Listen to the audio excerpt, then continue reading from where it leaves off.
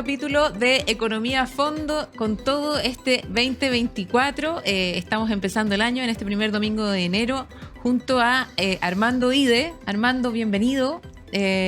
Armando es director del Grupo Viva y hoy día vamos a conversar sobre temas súper relevantes, sobre todo para el sector inmobiliario, cómo nos afecta completamente a todos los chilenos, porque finalmente lo que pega es en el ¿cómo se llama?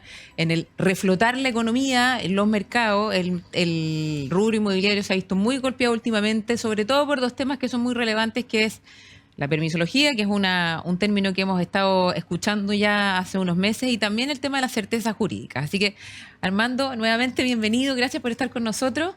Muchas gracias, Constanza. Feliz de estar acá y poder compartir un poco las experiencias de la permisología y ojalá tuviéramos una certeza jurídica más fuerte. Sí, bueno, eso es un poquito lo que queremos conversar. ¿Qué es lo que pasa? Tú tienes mucha experiencia en el sector inmobiliario. En los últimos meses ha disminuido mucho el tema de los proyectos inmobiliarios. Hay muchos que están, muchas empresas inmobiliarias, muchas constructoras también que se han declarado en quiebra o que simplemente han tenido que estar con unos problemas financieros muy grandes por distintos factores, ya sea obviamente porque hay un bajo crecimiento, ¿no es cierto?, en el país, un bajo impulso en la economía, las tasas están altas, por otro lado los bancos no están prestando plata, ¿no es cierto?, y hay una falta de certeza y complejidades en temas de autorizaciones también y bueno, y obviamente la inestabilidad financiera que ha hecho que muchas inmobiliarias cierren. Y la realización de un proyecto inmobiliario tiene muchas partes, ¿no es cierto? Tiene distintos hitos. Quería preguntarte un poco, que nos compartas, tú que vives, en el fondo, has vivido todo el tiempo, toda tu vida prácticamente del tema inmobiliario, el sector inmobiliario. ¿Cuáles son estos hitos relevantes y dónde se ven las mayores trabas? Mira, antes de entrar en el detalle, me gustaría un poco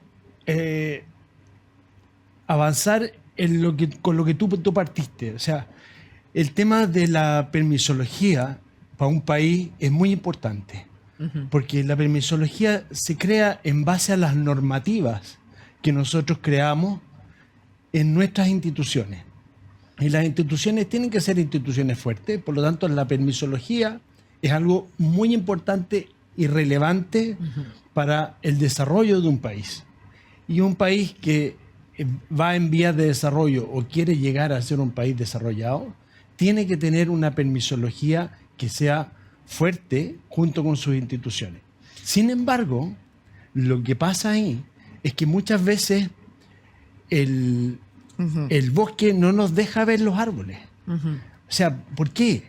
Porque creamos permisologías que muchas veces lo único que hacen es tener una burocracia y entrabar los proyectos de inversión, más que cuidar la sustentabilidad o el medio ambiente o la normativa o la permisología que sea.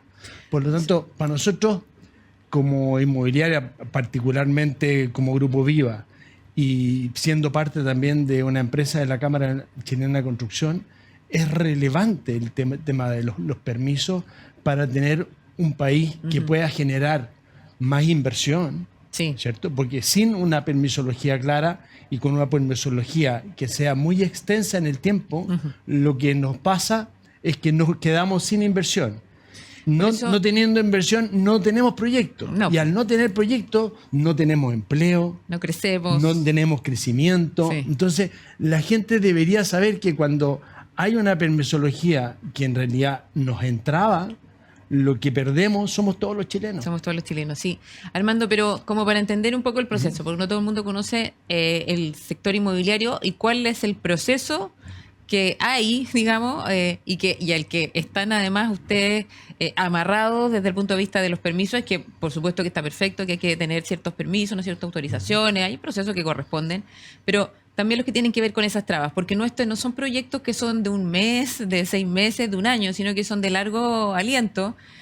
Por lo tanto, es importante que los auditores entiendan más o menos cómo es este proceso. Por eso te lo preguntaba. ¿Cuáles son los principales hitos, como en términos generales, y dónde se van viendo en el fondo las trabas? Que le decimos, nos referimos a la permisología en el fondo, finalmente en eso. Mira, históricamente los proyectos y los permisos, desde que tú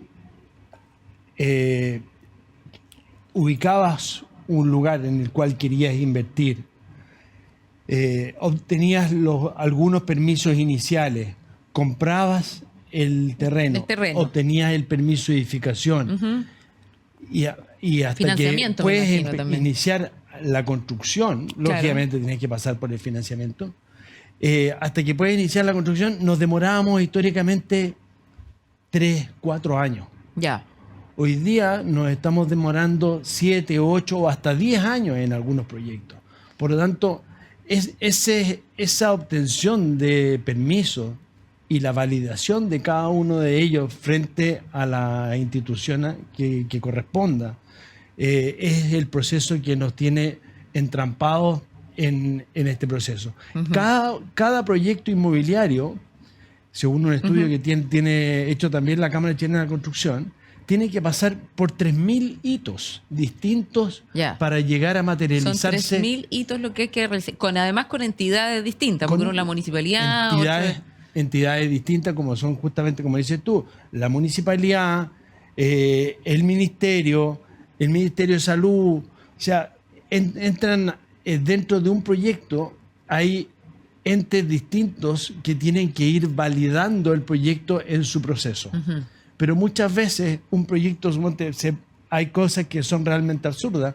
Un proyecto que es validado con un permiso de edificación en la municipalidad, después es votado en contra por el mismo municipio en una declaración de impacto ambiental. Entonces tú dices, ¿qué es lo que hay ahí? ¿No hay un exceso de burocracia? El hecho de volver a preguntarle a la misma persona que si aprueba o no aprueba el proyecto. ¿Y por qué esos cambios, además de criterio, digamos, y de juicio en el proceso? Porque yo creo que trataron de establecer inicialmente, de buena fe, proyectos que tuvieran una mayor rigurosidad en su obtención de los permisos. Sin embargo, yo creo que hoy día estamos realmente atrapados en esa permisología. Esa permisología nos está ahogando como país, porque sin esa permisología clara o una permisología que sea más eficiente, más rápida, eliminando mucha burocracia, esa permisología nos está ahogando la inversión. Y como te decía recién, al ahogar la inversión, ahoga los proyectos, ahoga el empleo y ahoga finalmente la obtención, que es el fruto de este proyecto, que muchas veces son viviendas. Por lo tanto, hoy día tenemos un gran problema de vivienda. Ese problema de vivienda lo tenemos principalmente por el problema de permisología. Esa permisología que nos ahoga y no nos deja desarrollar los proyectos y no podemos entregarle la casa propia a esa persona que necesita hoy día la vivienda. Y ahí pasemos un poco también, porque una cosa son las trabas, la burocracia, que el proceso es lento, que se demoran, que se devuelve, que se va de nuevo, que el permiso de impacto, la declaración de impacto ambiental, que después el tema de la aprobación del anteproyecto, o sea, antes de la aprobación del anteproyecto. Después, o sea, hay una serie de permisos que tenemos que sacar. Ministerios, que además de estar revisando tanta cosa, podrían estar más enfocados en cada rol, digamos, no sé, pues, yo creo que dentro del rol que tiene cada ministerio está muy bien que nos preocupemos del transporte, que nos preocupemos de la calidad de las viviendas, que nos preocupemos de la salud. O sea, son todos temas que son relevantes. Pero fijemos cuáles son las normativas con las cuales vamos a jugar ese partido y que esas normativas sean realmente las que necesitemos y no se transformen solamente en burocracia, en ralentizar los proyectos y no poder llegar con la vivienda a la persona que la necesita. A tiempo. Me refiero a un poco jugar dentro de su cancha, en el sentido de que hay objetivos en cada ministerio mucho más amplios que esta parte de los permisos, de las trabas.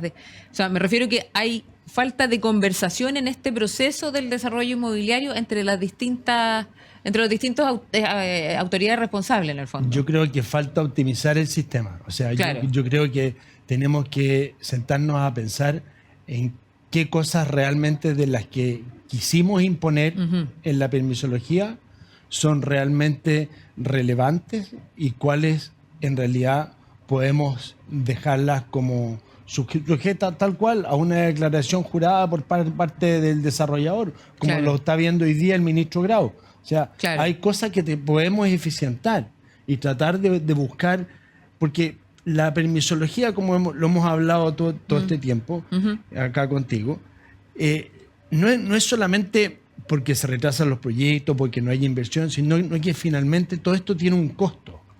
Y ese costo finalmente hace que la vivienda sea más cara. Solamente el hecho de pasar de una permisología que se demoraba 3, 4 años A 10, a 8. 10 años o 8 años, significa por lo menos entre un 15 y un 25% más de costo para un proyecto. Porque además durante esos años ustedes tienen que estar todavía, están en desarrollo del proyecto o ya está listo el proyecto y no se ha aceptado. ¿Cómo? Y ahí hay que mantenerlo. Claro, ¿Cómo lo que se pasa hace es que ahí? tú tienes que comprar el terreno, Sí. ¿cierto? Idealmente con un financiamiento. Ese financiamiento tienes que ir pagando los intereses. Ese terreno tiene un costo de contribuciones. Hay que mantener esas contribuciones al día. O sea, claro, no- Y después ese terreno hoy día tienes que cuidarlo más que nunca. Porque Claro. si no, ese terreno es susceptible que se lo vayan a tomar. Entonces tienes que contratar una empresa de guardia que te cuide el terreno. Entonces hay una serie de costos que muchas veces la gente No los ve. no lo ve, Claro. pero son de pasar de 3 años a 8 años, es un tremendo costo para el Claro. proyecto. Por Claro, lo tanto, exacto. esos costos podemos evitarlos en la medida que tengamos una permisología más clara. Y posteriormente, el hecho de que en realidad estos permisos tengan una cierta certeza en el tiempo, Sí. eso, si bien la permisología ahoga la inversión, ¿cierto? La certeza de la permisología o la certeza jurídica que la han llamado ahora, eso, si no tenemos esa certeza, mata los proyectos. ¿Por qué? Porque en realidad no los podemos desarrollar en la medida que no tengamos inversionistas detrás que quieran Claro. poner su capital O en sea, algo que el día de mañana puede ser nada. O sea, puede ser que si te pierdas la quitan plata un nomás, permiso, claro, si Claro. te quitan un permiso y no te dejan desarrollarlo, ese proyecto vale cero. Por lo tanto, los inversionistas no se van a meter en un proyecto que el día de mañana su plata va a valer cero. Exacto. Oye, y eso, el tema de la certeza jurídica se refiere como a cambios de juicio por parte de la municipalidad y después hay que llevar el tema a la justicia. Ahí son varios años más de pelea entre la municipalidad y los desarrolladores inmobiliarios, quiero decir. Y ahí también hay un proceso económico de paralización de... Mira, hay otra evaluación que dice que solamente la certeza jurídica ha cargado los proyectos con entre un 20 y un 25% más de costo producto de la incerteza que existe hoy día. Por lo tanto, seguimos sumándole costo a esto de que en realidad una vez obtenido tus permisos de buena manera y habiendo hecho todo un trabajo para poder mantener el terreno y todo, que el día de mañana venga alguien porque tiene una presión política o porque cree que con eso tiene más votos para su próxima candidatura y te quita un permiso o te paraliza una obra, eso en realidad es algo que los inversionistas, cuando tú cuentas esto afuera, cuando conversas esto con gente, no sé, en Perú, en Lima, Sí. o en algunos inversionistas con los que hemos estado juntándonos en Estados Unidos, tú comentas esto y la No se gente como entiende. que no lo puede creer. O sea, esto es digno de un país en realidad que no lo merecemos, un país Claro. que en realidad nos tildan de bananeros. Claro, ¿cachai? donde finalmente éramos un país super power en términos de inversión de desarrollo inmobiliario y hoy día pasamos a la cola en el fondo. Justamente. Eso te iba a preguntar. O sea, primero, respecto del tema de la certeza jurídica, hoy día tuvieron ustedes una buena noticia, estos días Sí. han tenido una buena noticia respecto de un fallo primero en la Corte de Apelación y después de la Corte Suprema que tuvieron con la Municipalidad de Independencia, donde lograron en el fondo... Bueno, esa fue una pelea larga con la ¿Cuánto municipalidad. duró esa pelea? de Pero Independencia. lograron ganarla. Es que el alcalde de Durán es muy persistente. Y en realidad Y ustedes también. él recibió presiones políticas Yeah. y por eso él quiso anular nuestro permiso de edificación, que lo habíamos obtenido, y, y lamentablemente por otros procesos de permisología y también de procesos propios de la construcción, que muchas veces obtenemos un permiso, como te decía, y posteriormente, cuando estamos desarrollando esa misma permisología, nos quitan un permiso que puede ser anterior. Claro. Esto fue lo que sucedió en Independencia y malamente y haciendo caso omiso de la ley, nos quitaron ese permiso de edificación, pero sin embargo la Corte de Apelaciones no fue muy favorable, nos sacó adelante un fallo en el cual fuera de pedir que se reponga el permiso de edificación, nos favorece con el hecho de poder cobrar tanto los costos de la parte legal, todo lo que es la parte de costos de abogados, como también todas las pérdidas que hayamos tenido producto de estas demoras que tuvo la municipalidad. Claro, lamentable. Entonces, también para los vecinos y para la propia municipalidad. O sea, porque para la municipalidad va a ser un tremendo balde de agua fría. Claro, el hecho de contar con menos recursos para la gente que más necesita en Independencia, que es la misma gente a la cual nosotros le construimos y le entregamos sus departamentos. Nosotros hemos construido, no sé, 6.000 departamentos en Independencia. Y nos quedan todavía por construir 2.000 más. Pero lamentablemente a esa gente no le vamos a poder dar la calidad de vida que podríamos haberles dado en la comuna, porque la comuna va a tener menos recursos. Claro. Y eso es básicamente por la tosudez del alcalde Durán. Armando, pero también hay que enfrentar un poco las críticas y los comentarios respecto de el desarrollo de edificios de gran número de departamentos, de gran tamaño, que hay ruido, que especialmente, bueno, en el centro de Santiago, en Independencia y en otras comunas. ¿Y qué opinas al respecto de eso? Porque también hay que recibir un poco estas críticas y ver, bueno, cuáles son las opciones que hay al respecto también.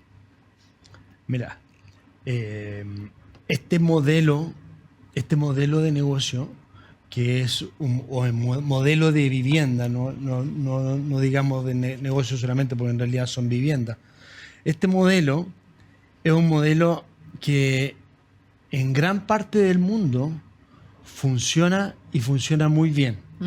¿Por qué? Porque damos viviendas que están muy cerca del centro de Santiago o en el corazón de las capitales. Claro. Tú generas un proyecto que concentras mucho las viviendas con departamentos que son pequeños, que básicamente es gente que hace una vida muy, muy urbana. O sea, va a su trabajo, estudia y después llega a su departamento a dormir.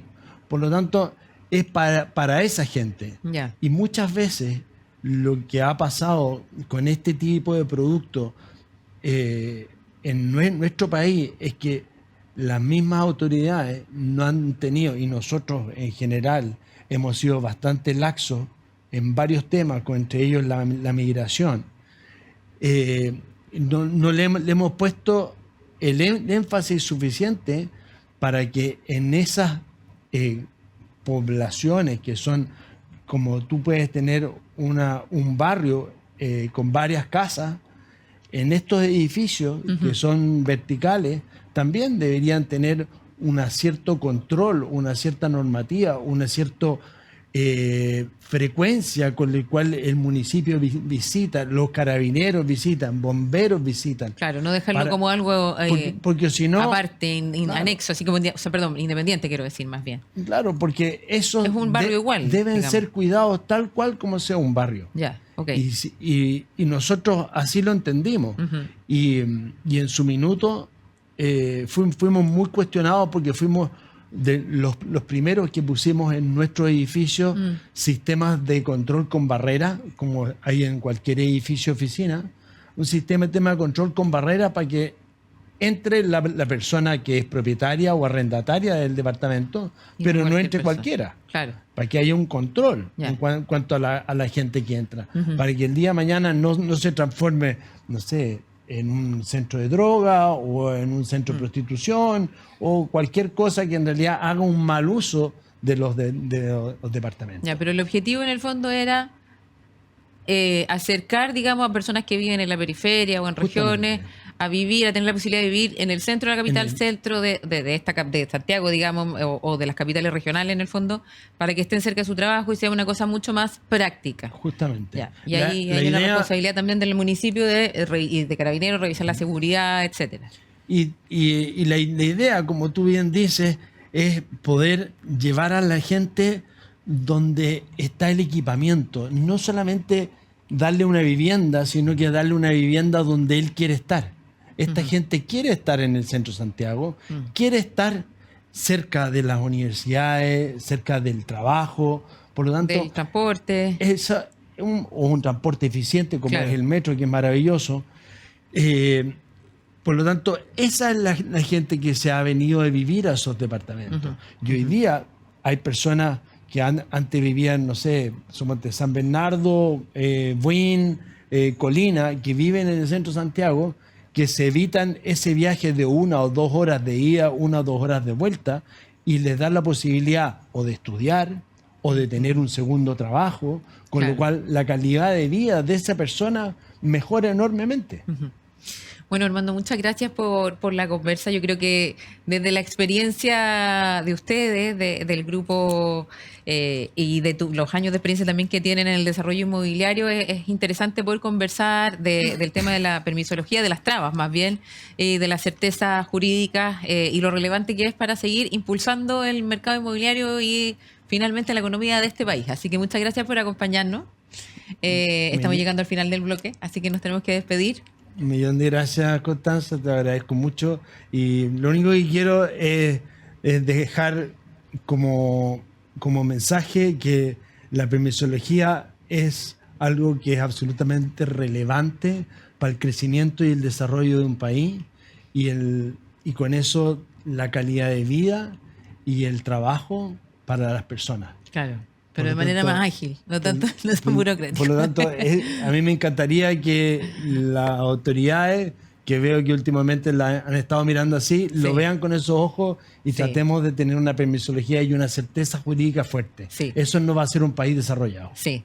Bueno, ya las autoridades le están poniendo ojo a ese tema, así que bueno, hablamos del ministro Urabo hace un poquito y así es, efectivamente. Así que bueno, vamos a unos comerciales y volvemos en unos ratitos, en unos minutitos más con más economía a fondo, con nuestro segundo bloque de este primer capítulo 2024.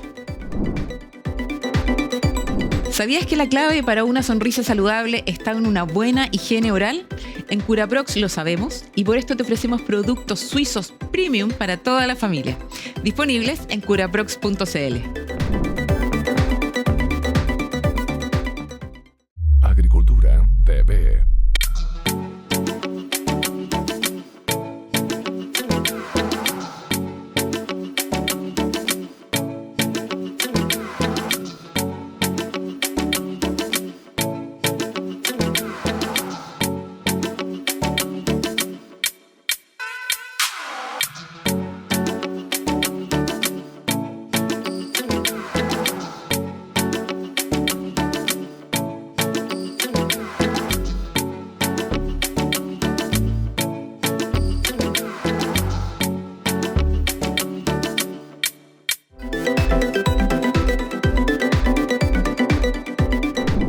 Segundo bloque de Economía a Fondo, seguimos hablando del sector inmobiliario en este primer capítulo del año 2024. Estoy con Felipe Escalona, él es fundador y CEO de Real Eco Estate. Royal Eco Estate. Muchas gracias por estar con nosotros, Felipe, bienvenido a Economía a Muchas Fondo. gracias por la invitación, Constanza. Un gusto. Igualmente, hoy día estamos hablando de temas de inmobiliario, principalmente hablamos recién con Armando Ide sobre temas de permisología, de trabas, de certezas jurídicas, pero ahora vamos a hablar de otro tema inmobiliario, pero con otro foco, que a mí me pareció súper interesante, porque tú eres abogado además, Sí. Felipe, y bueno, has desarrollado tu carrera profesional más bien en el área inmobiliaria, Sin embargo,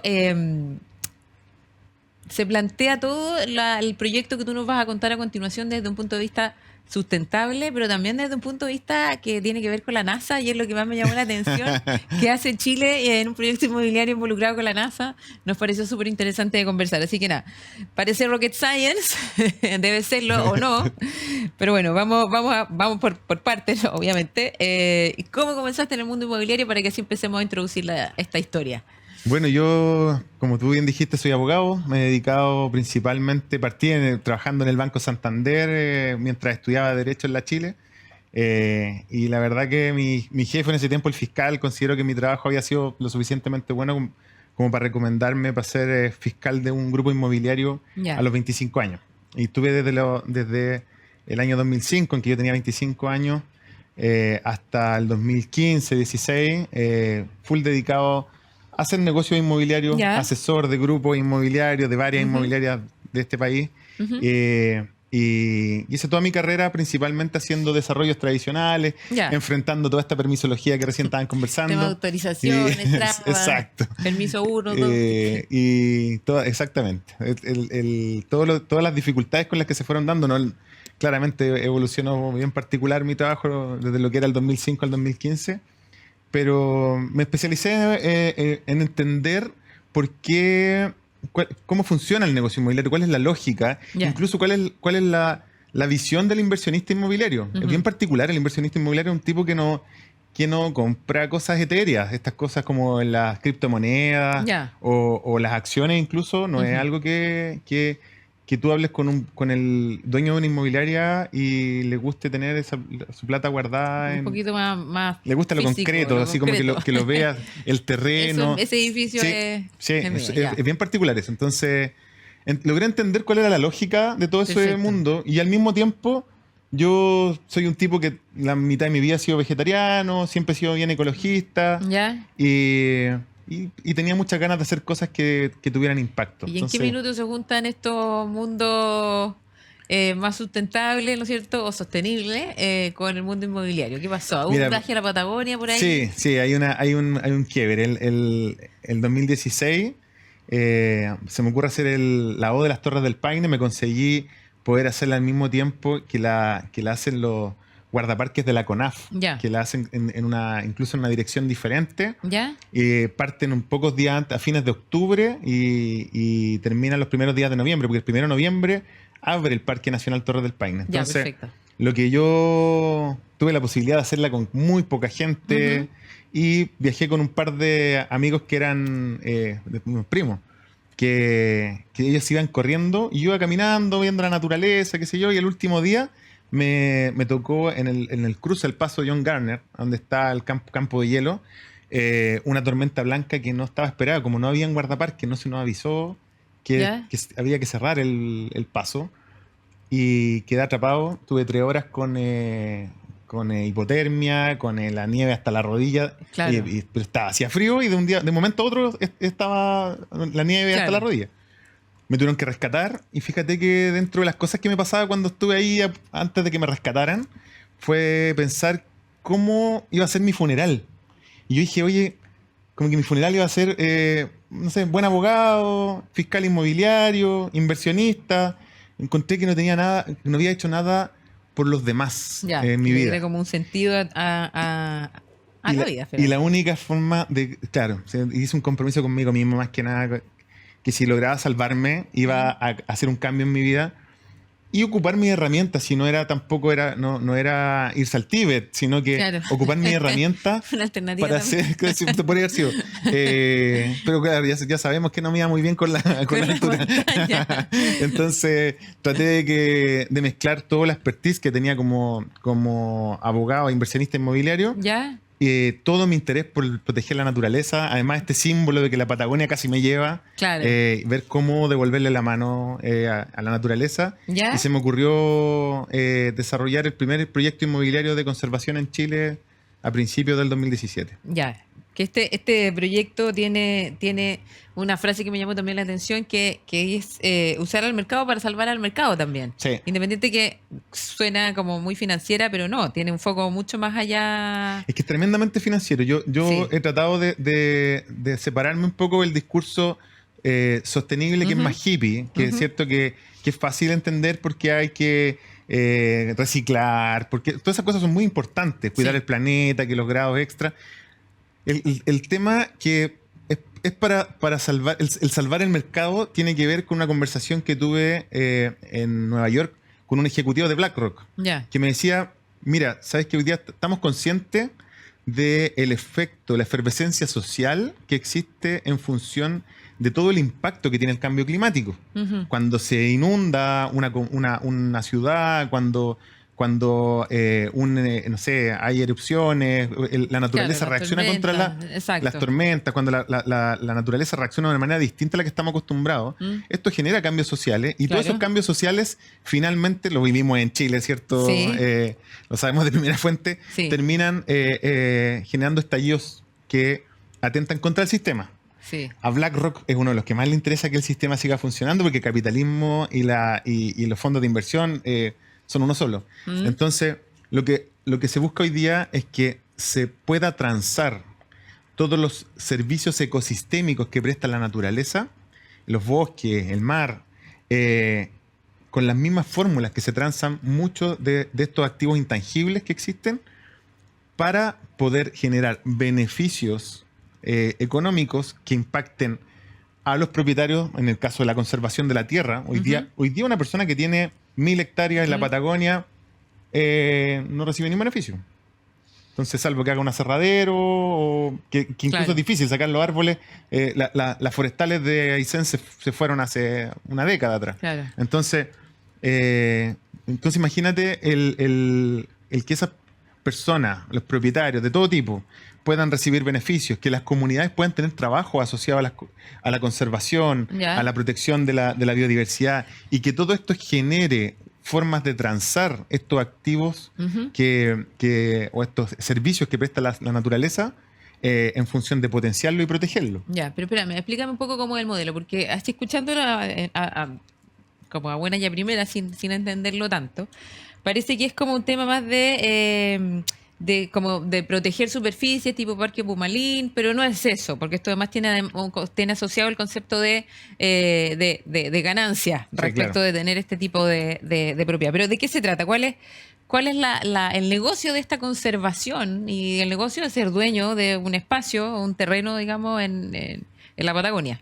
En primer lugar, cuando yo partí el año 2017, la idea era, yo me di una vuelta por Puerto Vara y me di cuenta que había una cantidad de loteos que era tremendo y que había urbanizaciones que nadie ocupaba, que eran urbanizar un terreno donde había un bosque nativo es tremendo porque tienes que botar árboles, se supone que replantas en otro lado, pero haces planes de manejo, pero básicamente es destruir el bosque para hacer caminos que nadie ocupa, porque el uso real de las parcelas en Chile para construcción habitacional es como un 5%. Entonces, la habitabilidad rural es muy baja. Eso no quiere decir que la tierra cueste menos en el tiempo, todo lo contrario. La expectativa y el valor de la tierra ha tenido un crecimiento constante. En la Patagonia es sobre el 20% anual en los últimos 10 años. Entonces, la especulación era el primer negocio que se me ocurrió hacer y dije, ¿para qué vamos a urbanizar? Si no es necesario, protejamos, no hagamos caminos y en vez de vender 5.000 metros, definí 10 veces ese número como Ya. el mínimo de tamaño de mis proyectos. Yo jamás hemos hecho un proyecto que tenga lotes que tengan menos de 5 hectáreas. Todos Ya. nuestros proyectos tienen desde 5 hasta 20 hectáreas, incluso ahora estamos sacando 70, 100 hectáreas en algunos proyectos. Ya, perfecto. Entonces, el primer paso era especulación inmobiliaria, Ya. comprar barato porque va a costar caro en el tiempo. O sea, tú ya compras unas 5 hectáreas o 70 hectáreas en la Patagonia. ¿Sí? ¿Y en qué sector además de la Patagonia? Que sería bueno... Principalmente carretera austral, Ya. nosotros estamos presentes bien, o sea, la mayor cantidad están en el fiordo Puyuhuapi, en Ya, perfecto. Lago Roosevelt, Cóndor, Lago Verde. Compras estas 5 hectáreas, en fin, lo que sea, las compras y tú eres propietario de eso, Sí, no absoluto. lo utilizas, No lo utilizas. no... Y la verdad que una parcela tampoco la utilizas. Si te digo que el 5% se construye, Claro. compras una parcela que O tiene sea, un camino. lo dejas pero no usas. ahí, en el fondo en conservación, pero sabes que ese terreno, esa tierra, va a aumentar De valor en el tiempo. Ya. Ese fue el negocio del año 2017. Cuando partí con esto, Ok. empecé a tratar de hacer bonos de carbono, pero la verdad que hasta el día de hoy pasa eso. Si tú quieres hacer un proyecto bono de carbono, tienes que hacer una inversión que es en cientos de miles de dólares Ujú. para poder hacer el proyecto de bonos de carbono. Ujú. Para que se justifique, Ujú. tienes que tener a lo menos entre 5.000 y 7.000 hectáreas Ujú. para que se justifique ese tremendo gasto. Claro. Esas hectáreas tienen que estar juntas, Ajá. porque no es que voy a ocupar un terreno que tenga en Coyhaique y otro que tenga en La Junta, Claro. a cientos de kilómetros de distancia, y pueda armar un proyecto bono de carbono en conjunto. Tiene que ser un parque tipo parque nacional, Claro. y es caro, generaba mucha incertidumbre. Créeme que el nivel de corrupción en la certificación de bonos de carbono es tremendo, tremendo. Hay un reportaje del año 2023 en que se develó que en materia forestal se hace todo muy manual. Ya. Un 90% de los bonos de carbono eran falsos. Entonces, Súper mal, era muy claro. complicado, muy sofisticado. El año 2017 era imposible hacer algo como eso. Ya, pero entendiendo que yo soy una persona que dice, oh, mira qué interesante, quiero invertir en esto, tener una posibilidad de, ¿no es cierto?, del valor que aumente un 20% estas hectáreas que compren después, pero no las puedo vender. ¿Sí?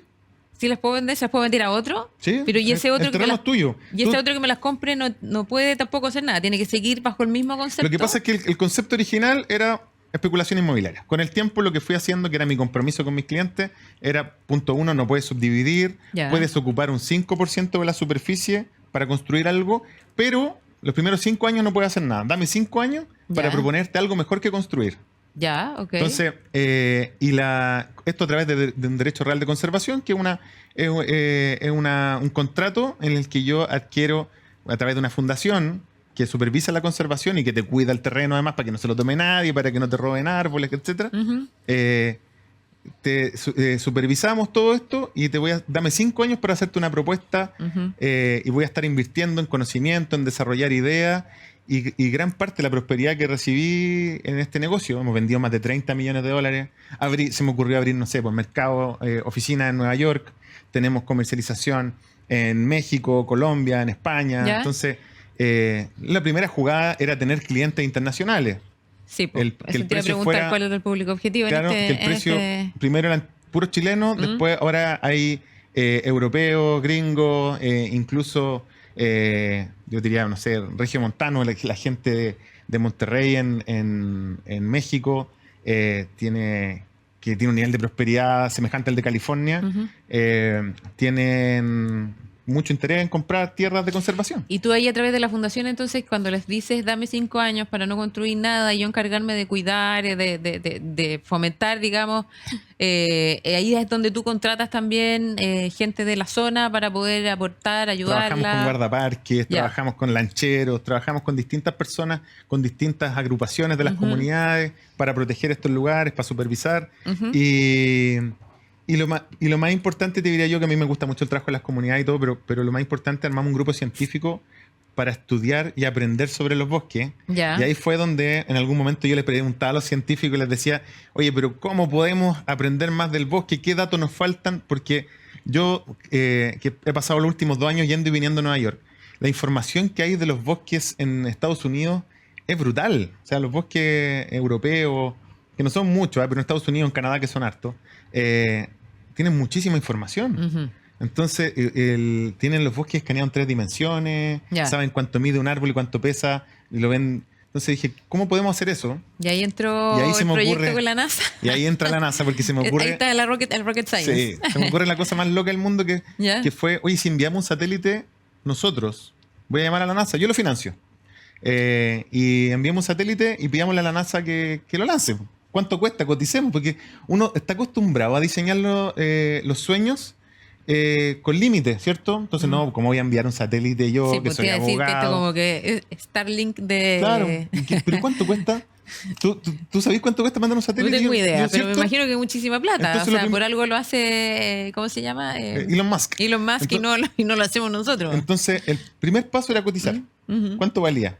Y fíjate que ya sabíamos que, esto lo había visto en las noticias en la noche, que la Universidad de Chile había enviado un satélite no me acuerdo no, creo que era con la NASA. Buchef había hecho un satélite chiquitito Ya. y no era una cosa gigante como la que estábamos acostumbrados, que Uno así se como- imagina en las películas, ¿no? Por lo que ve en ¿cierto? la Te tele. imaginas algo gigante. No, era Claro. algo chiquitito. Ya. Entonces, bueno, llamé a la NASA y lo más loco es que me contestaron.